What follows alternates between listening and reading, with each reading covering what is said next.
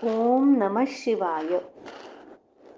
श्री शिवतांडव स्तोत्र श्लोक 6. श्लोक म्हणूया. ललाटचत्वरज्ज्वलद् धनंजयस्फुलिंगभा निपीत पंचसायकं नमन्निलिम्पनायकम् सुधामयूखलेखया विराजमानशेखरं महाकपाली संपदे शिरोजटालमस्तु नः. असा हा श्लोक आहे. आता श्लोकामधल्या शब्दांचा अर्थ बघूया. ललाट चत्वर म्हणजे भाल प्रदेश, म्हणजे कपाळाचा भाग. ललाट म्हणजे भाल, ललाट चत्वर म्हणजे भाल प्रदेश. ज्वलत म्हणजे प्रदीप्त असा. धनंजय म्हणजे अग्नी, अग्नीचं नाव आहे धनंजय. स्फुलिंग भा म्हणजे त्या अग्नीच्या ज्वालांचं तेज, असा त्याचा अर्थ आहे. शंकराच्या भाळावर प्रज्वलित अशा अग्नीच्या ज्वालांचं तेज आहे. निपीत पंचसायकम, निपीत म्हणजे मारून टाकलं, भस्म केलं. पंचसायकम, पंचसायक म्हणजे कामदेव म्हणजे मदन, त्याचे 5 बाण असतात म्हणून त्याला पंचसायक असं म्हणतात. सायक म्हणजे बाण. पंचसायकम म्हणजे 5 बाण असणाऱ्या कामदेवाला निपीत ते मारून टाकलं, भस्म केलं. नमन निलिंपनायकम, आणि निलिंपनायकम म्हणजे देवांचा राजा इंद्र, त्याला नमन नमविलं, त्याचं मस्तक झुकवलं, असा त्याचा अर्थ आहे. सुधामयूख लेखया, सुधामयूख म्हणजे अमृताचे किरण. सुधा म्हणजे अमृत, मयूख म्हणजे किरण. अमृत किरण असणाऱ्या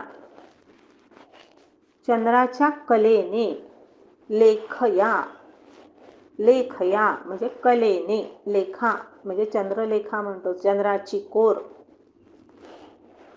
त्यांनी विराजमान शेखरम, त्यांनी ज्याचं मस्तक विराजमान झालेलं आहे, दैदिप्यमान झालेलं आहे, शोभून दिसतंय. महाकपाली, शंकराला म्हणतात महाकपाली, महामुंडमाळ धारण करणारा असा हा शंकर आहे, म्हणून त्याला महाकपाली म्हणतात. महाकपाली. आणि जटालम म्हणजे जटायुक्त असणारा, मस्तकावर शिरोजटालम, शंकराच्या मस्तकावर जटा आहेत, असा जटालम असणारा, जटायुक्त असणारा शंकर अस्तु नः, संपदे अस्तु नः असं म्हटलं. महाकपाली संपदे शिरोजटालमस्तु नः, तो नः अस्तु आमचं रक्षण करो, आमच्या संपत्तीचं रक्षण करो, असं म्हटलं. असं या शब्दांचा अर्थ आहे. आता सलग अर्थ बघूया. भालरूपी वेदीवर, भालप्रदेशावर प्रज्वलित अग्नीच्या ज्वालांनी ज्यांनी कामदेवाला भस्म केलं आणि देवराज इंद्राचं मस्तक झुकवलं, हे महामुंडमाली, शंकराला म्हटलंय हे महाकपाली, आपलं जटायुक्त मस्तक की जे इंद्राच्या अमृत वर्षाव करणाऱ्या किरणांनी शोभायमान आहे, ते माझ्या संपदेचे रक्षण करो, असा शंकर आमचा होवो, अशी प्रार्थना रावणाने या श्लोकाच्या मध्ये केलेली आहे. ललाट चत्वर या श्लोकामध्ये रावणाने भगवान शिवाच्या संहारक रूपाचं वर्णन केलंय आणि त्याचबरोबर त्याच्या शांत आणि शीतल छबीचं सुद्धा चित्रण केलंय. श्लोकाच्या पहिल्या ओळीमध्ये मदन दहनाच्या कथेचा संदर्भ आहे.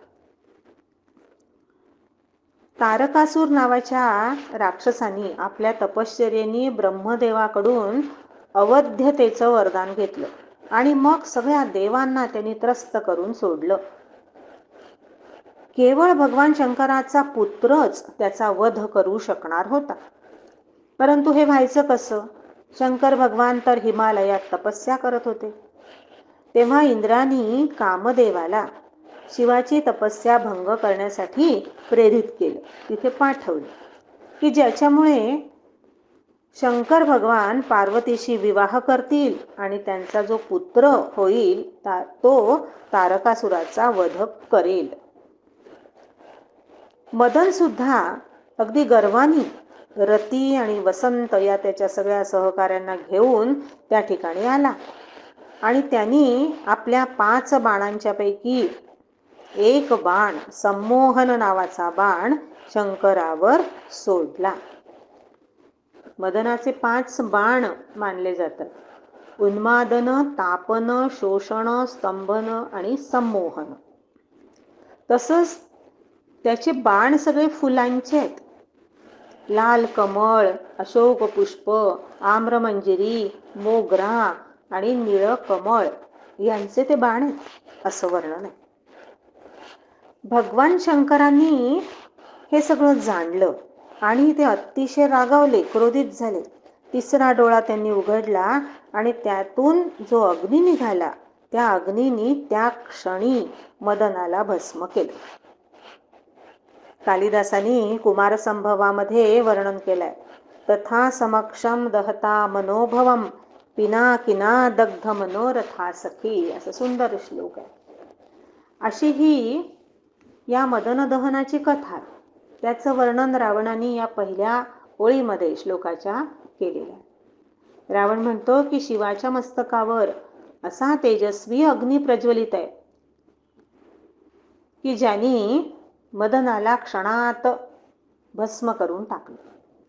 या ठिकाणी शंभूचं रौद्र रूप दाखवलं आणि इंद्र सुद्धा या घटनेने शंकराच्या पायाशी नतमस्तक झाला. त्याचा गर्व सगळा निघून गेला. असा शिवाचा प्रभाव या 2 ओळींच्या मध्ये पहिल्या रावणाने वर्णन केला. पुढे शिवाच्या शुभ आणि सौम्य रूपाचं वर्णन केलं. अमृत किरणांचा वर्षाव करणाऱ्या चंद्राला त्यांनी मस्तकावर धारण केलं.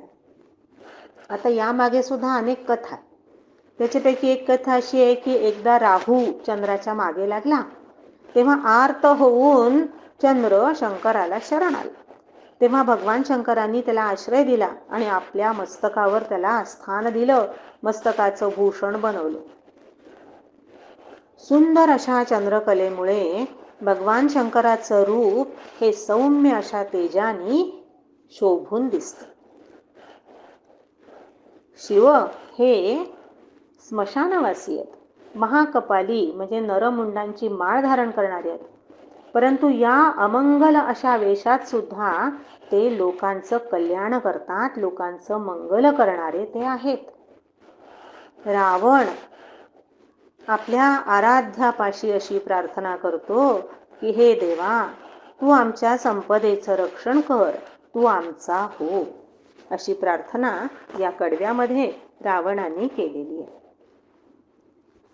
नमः पार्वती पतये हर हर महादेव.